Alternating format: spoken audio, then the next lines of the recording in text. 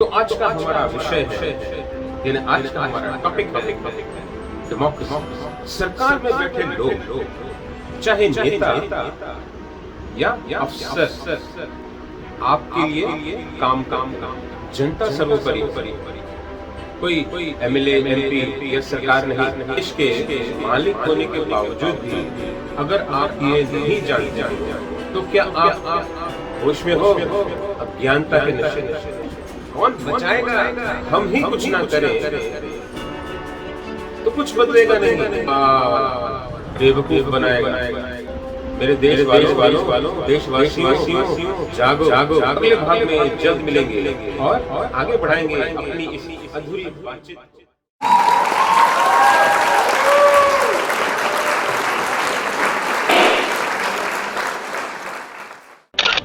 फिर से स्वागत है आप सभी का मेरे इस उल्टे पुल्टे अगड़म बगड़म शो में, जिसका नाम है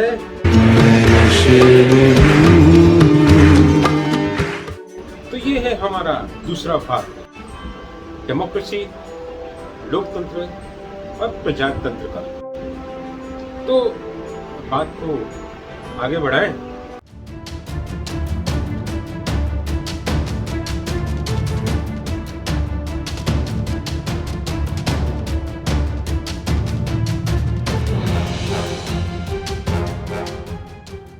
देश और अपने फर्ज के प्रति जागरूक होना, अपने परिवार की सुरक्षा और उन्नति के प्रति जागरूक होना, सही लोगों को चुनना, उम्मीदवारों के बारे में सही जानकारी रखना, द्वेष और घृणा से भरे उम्मीदवारों को नहीं चुनना, वोट डालकर घर पे नहीं बैठ जाना, अपनी जिम्मेदारी का निर्वाह करना और चुने हुए नुमाइंदों से सवाल करना, यही सही मायने में डेमोक्रेसी है, प्रजातंत्र है, लोकतंत्र है।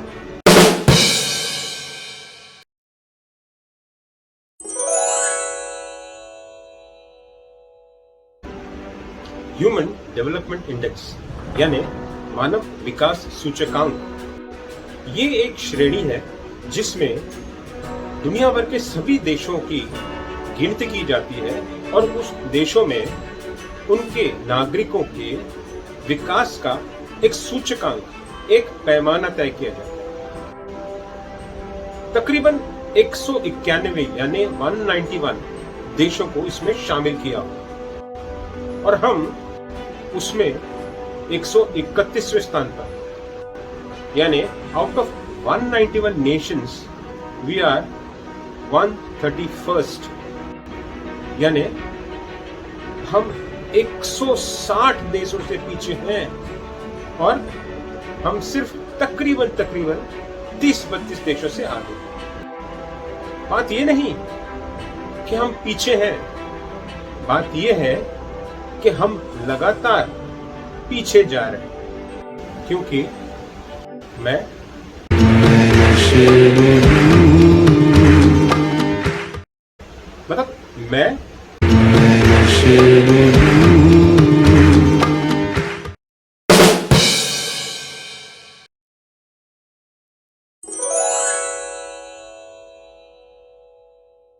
एक बार किसी ने मुझसे पूछा, क्या आपको अपने देश पर गर्व नहीं? तो मैंने कहा, मुझे गर्व नहीं। तो वो गुस्सा हो गए, है ना? आप भी यूं ही ये जवाब सुनकर गुस्से हो जाते हैं, मगर मेरे जवाब को समझने की कोशिश कीजिए। देश किसी जमीन से नहीं बनता, देश बनता है लोगों से, उसके नागरिक और जनता से।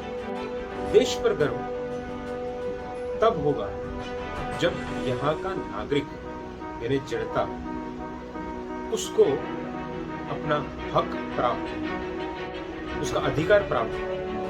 मैंने उसे समझाया कि ये मेरा देश है, मुझे इससे प्रेम है, और जब मैं इसकी प्रशंसा करूं तो उसमें सच्चाई हो। जब इस देश का नागरिक, हर नागरिक सचमुच खुश होगा, तब मैं जरूर करूंगा इस पर गर्व। अब फर्ज करो कोई व्यक्ति बीमार है और उस बीमारी की हालत में वो अपना काम सही नहीं कर पाता है, जल्दी थक जाता है और अपनी बीमारी के लिए कोई उपचार भी नहीं करता, तो क्या वो व्यक्ति, तो क्या आप ऐसी हालत में सबके सामने अपने आप को सेहतमंद कहेंगे? और जब वो किसी डॉक्टर के पास जाएगा या कोई ले जाएगा, तो क्या वो डॉक्टर को सच बोलेगा या झूठ? क्या कहेगा डॉक्टर से? अगर तो वो सच नहीं बताएगा और झूठ मूठ यानी अपने आप को सेहतमंद बताएगा, तो क्या उसके अंदर की बीमारी ठीक हो जाएगी? क्या उसका सही उपचार होगा? इसी तरह ये देश की जमीन एक भौगोलिक स्थान, देश बनता है लोगों से। लोगों को कई प्रकार की तकलीफें, मसलन गरीबी है, बीमारी है, अशिक्षा है, रहने को पक्के मकान नहीं, पीने को स्वच्छ पानी नहीं, रोजगार नहीं, दवा दारू नहीं, ऐसी और कई तकलीफें जो अगर गिनते बैठे तो न जाने कितना सारा वक्त यूं ही गुजर जाएगा।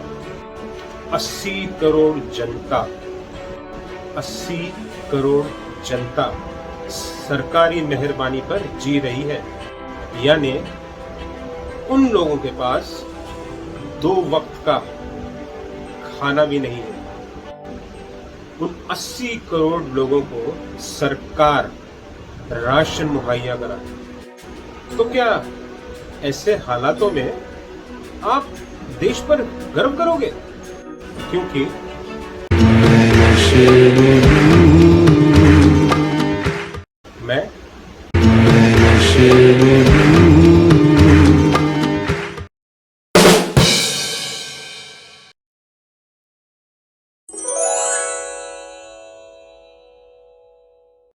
मैं सच इसलिए बोल रहा हूं ताकि हम उन तकलीफों का इलाज ढूंढ सकें।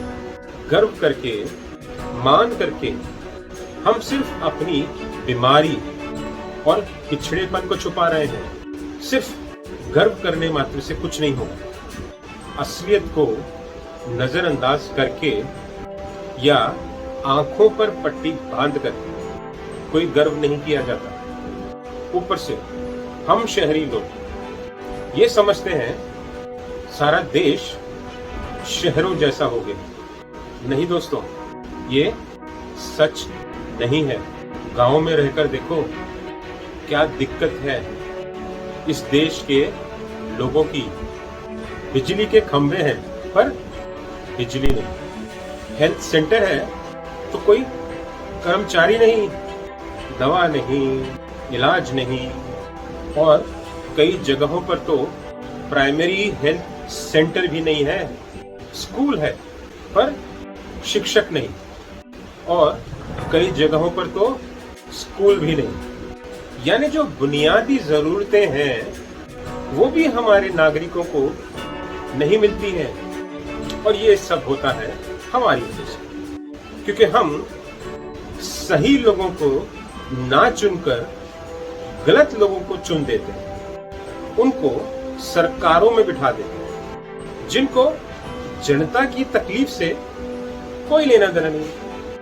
ऐसे गलत लोगों के हाथ में हमारे देश, परिवार और बच्चों का भविष्य सौंप देते हैं। क्योंकि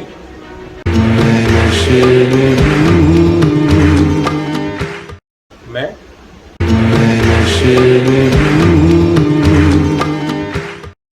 मतलब मैं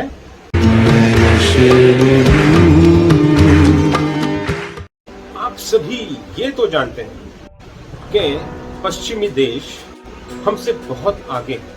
लगभग सभी पश्चिमी देश हमसे बहुत आगे हैं, चाहे England, Spain, France, Germany, Greece, Italy और यूरोप के और कई देश। ये नहीं, बड़े बड़े देश भी जैसे अमेरिका, चाइना, कनाडा, ऑस्ट्रेलिया, वो भी हमसे आगे हैं। और हमसे छोटे देश जैसे Japan, Switzerland, Sweden, Denmark, Singapore, Taiwan, Korea, Malaysia और न्यूजीलैंड, वो भी हमसे आगे प्रगतिशील है, उन्नत है। हमारे पास जमीन है, साधन है, आबादी भी है, फिर भी हम में ऐसी क्या कमी है जो हम उनसे बेहतर नहीं बन पा रहे। आज तो हमारे पड़ोसी देश भूटान और बांग्लादेश, वो भी हमसे आगे निकलने की दौड़ में लगे हुए हैं। ऐसा ना हो हम खोखला गर्व करते रहें, सोते रहें और वो चुपचाप आगे निकल जाए। जैसे वो खरगोश की कहानी तो सुनी होगी आपने, वैसे, क्योंकि हम नशे में हैं और हमारे इस नशे का फायदा उठाते हैं राजनीतिक दल, क्योंकि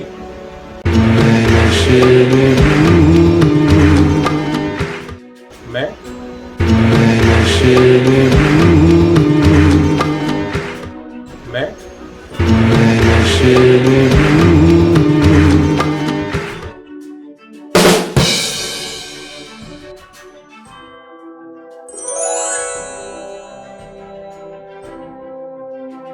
जिन देशों की मैं बात कर रहा हूं, वहां लोकतंत्र फल फूल रहा है।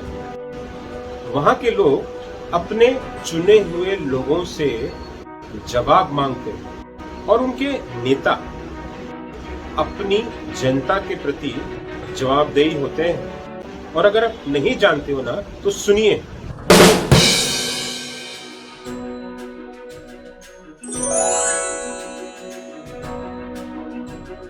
जापान में एक दिन वहां की एक ट्रेन कुछ सेकंड, यानी शेड्यूल से कुछ सेकंड आगे पीछे चली, तो आप जानते हो वहां के रेलवे ने पूरी मीडिया के सामने झुककर माफी मांगी। रेल कर्मचारियों ने झुक झुक कर यात्रियों से माफी मांगी। क्या ऐसा यहां पर होता है?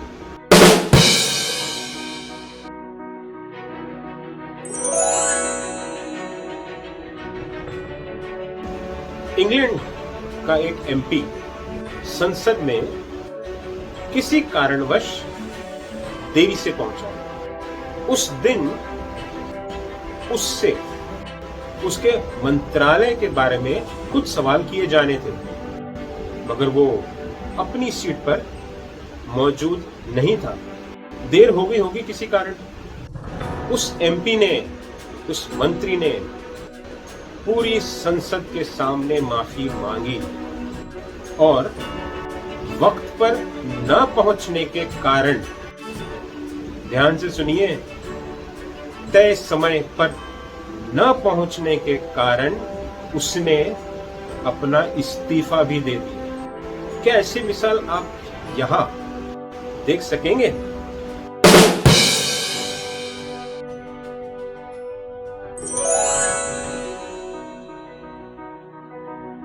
आप ये तो जानते होंगे कि अमेरिका के एक पूर्व राष्ट्रपति ने अपनी ही ऑफिस की एक महिला के साथ संबंध बनाया।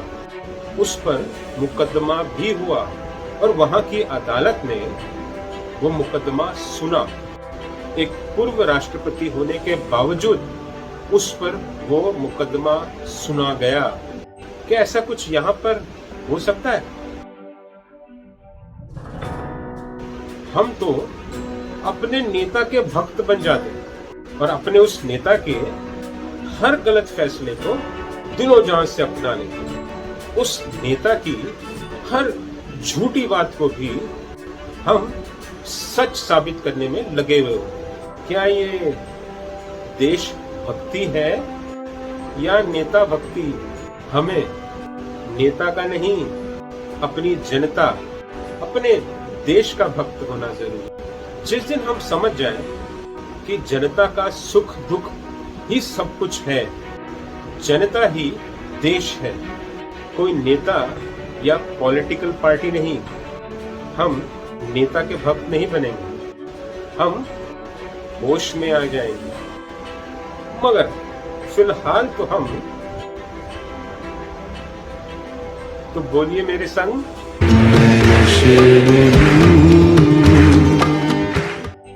बोलिए बोलिए, मैं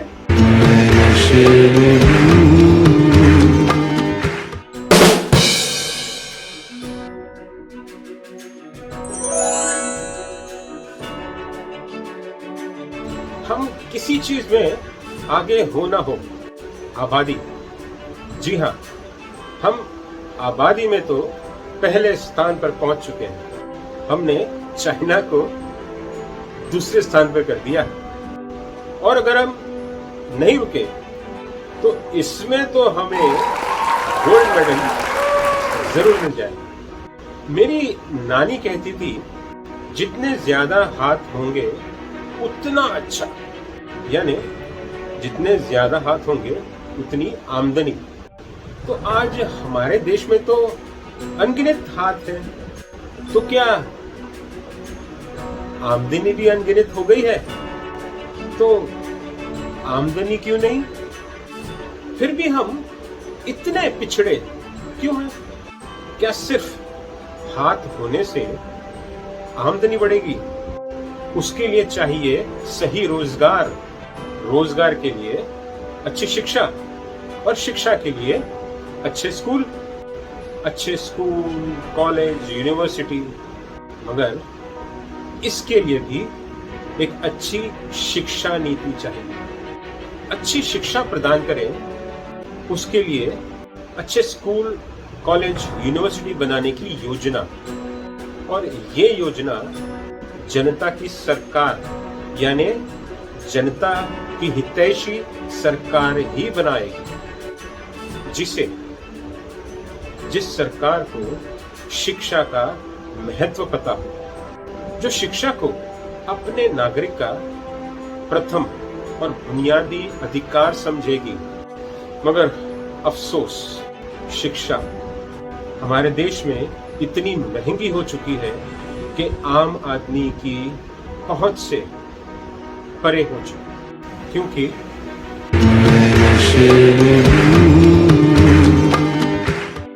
बोलिए बोलिए, मैं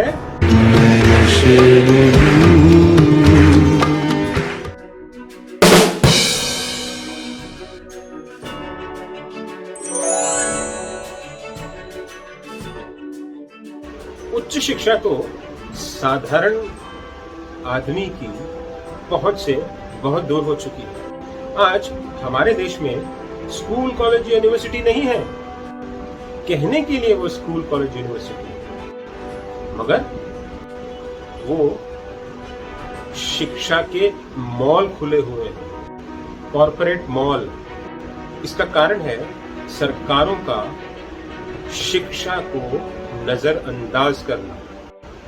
जो सरकार शिक्षा को हमारा मौलिक अधिकार ना समझे, हमें पढ़ने का हक ना दे, स्कूल और कॉलेज बंद करवा दे, वो सरकार हमारा भला कैसे करेगी?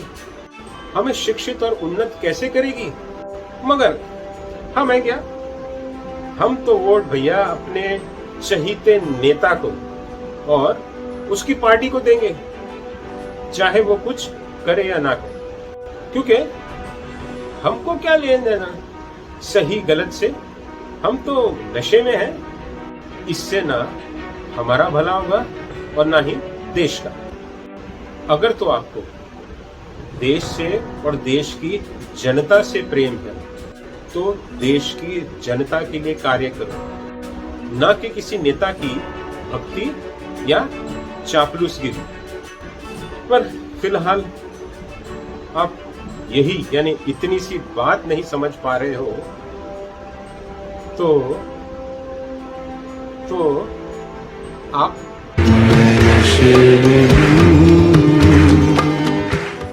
मैं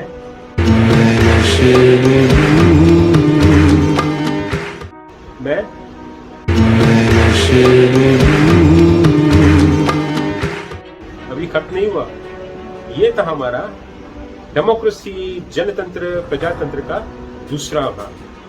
तीसरे भाग में हम जल्द ही मिलेंगे, तो आप जुड़े रहिए मेरे साथ, जुड़े रहिए ताकि आगे बढ़ाएंगे अपनी इस अधूरी बातचीत को और जानेंगे डेमोक्रेसी जनतंत्र प्रजातंत्र के और कई पहलू।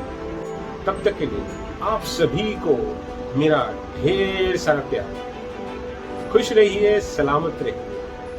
थैंक यू, धन्यवाद।